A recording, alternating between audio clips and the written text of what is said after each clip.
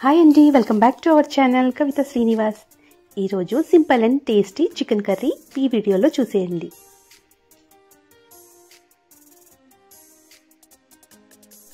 ఈ chicken curry rice, రోటీ, పుల్కాతో చాలా టేస్టీగా ఉంటుందండి. మరి ఈ సింపుల్ చికెన్ కర్రీని ఎలా ప్రిపేర్ చేసుకోవాలో ఇప్పుడు చూసేద్దాం. సో 500 గ్రామ్స్ అండి చికెన్ని నీట్గా క్లీన్ చేసి ఇలా పెట్టేసుకోవాలి. అలాగే స్టవ్ వెలిగించుకొని 5 టేబుల్ స్పూన్ ఆయిల్, అలాగే ఉల్లిపాయలండి కట్ చేసుకున్న 2 పెద్ద సైజు ఉల్లిపాయలు, అలాగే 5 నుంచి 6 వరకు పచ్చిమిర్చి, అలాగే కాస్తంత కరివేపాకు వేసి ఇలాగా ఫ్రై చేసేసుకోవాలండి.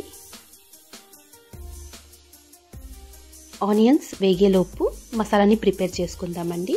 ఇప్పుడు ఒక చిన్న బౌల్ తీసుకొని 1 టీ స్పూన్ జీలకర్ర, 2 టేబుల్ స్పూన్ ధనియాలు, హోల్ గరం మసాలా అండి, ఒక 4 యాలకులు, 4 లవంగాలు, దాల్చిన చెక్క, ఒక చిన్న జాజికాయ ముక్క అండి, అలాగే 4-5 మిరియాలు, ఒక పెద్ద సైజు ఉల్లిపాయలు, అల్లం వెల్లుల్లి, ఒక టమాటా వేసుకొని మెత్తగా రుబ్బుకొని పక్కన పెట్టేసుకోవాలండి.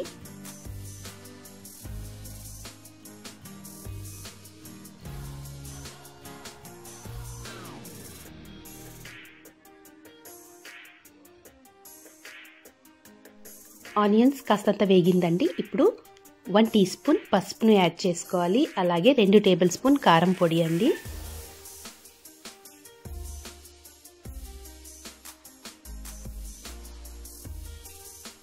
ఒకసారి బాగా కలిపేసుకొని ఇప్పుడు మసాలా పేస్ట్ని యాడ్ చేసేసుకోవాలండి. ముందుగా ప్రిపేర్ చేసుకున్నాం కదండి, అది యాడ్ చేసేసుకోవాలి.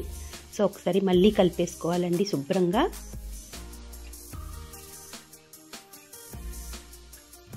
కలిపిన తర్వాత ఒక 5 మినిట్స్ కుక్ చేసుకోవాలండి. ఆయిల్ అంతా కాస్తంత పైకి వచ్చిన తర్వాత ఇప్పుడు చికెన్ని యాడ్ చేసేసుకోవాలి.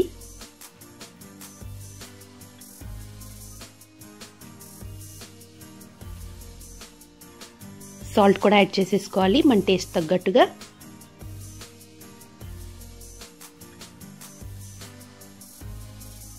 ఒక 10 నిమిషాల వరకు కుక్ చేసుకోవాలండి. మసాలా పేస్ట్ పచ్చిది కాబట్టి చక్కగా ముక్కలకి పట్టే వరకు ఒక 10 నిమిషాల వరకు కుక్ చేసుకోవాలండి. 10 నిమిషాల వరకు కుక్ చేసిన తర్వాత అండి ఇప్పుడు వాటర్ని యాడ్ చేసేసుకోవాలి. 2 కప్పుల వాటర్ వేసానండి. సో గ్రేవీ తగ్గట్టుగా మనం వాటర్ని యాడ్ చేసుకోవాలి. ఈ చికెన్కి అయితే నేనైతే 2 కప్స్ వాటర్ వేసానండి.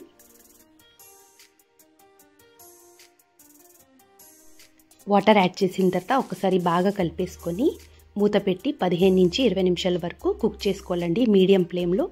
మధ్యలో మనం కొత్తిమీర కూడా యాడ్ చేసుకొని కుక్ చేసుకోవచ్చండి. సో మధ్యలో ఒకసారి ఇలా కొత్తిమీర కూడా యాడ్ చేసేసి చక్కగా ఆయిల్ అంతా పైకి వచ్చే వరకు కుక్ చేసుకోవాలండి.